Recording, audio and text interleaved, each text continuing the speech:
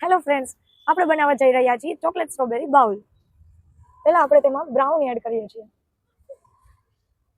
ત્યાર પછી એક લેયર સ્ટ્રોબેરીનું એડ કરીએ છીએ. ત્યાર પછી આપણે એમાં ચોકલેટ એડ કરીએ છીએ.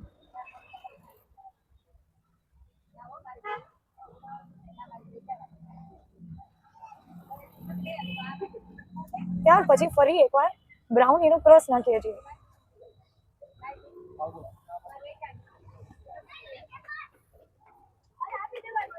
And then we are adding a chocolate more.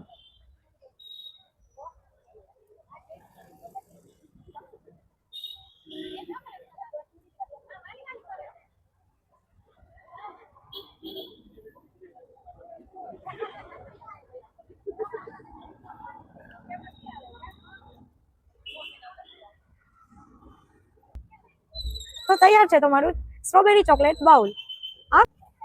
આ ખાવા માટે તમારે આવવું પડશે રેસકોર્સ રિંગ રોડ આયકર ભવનની સામે.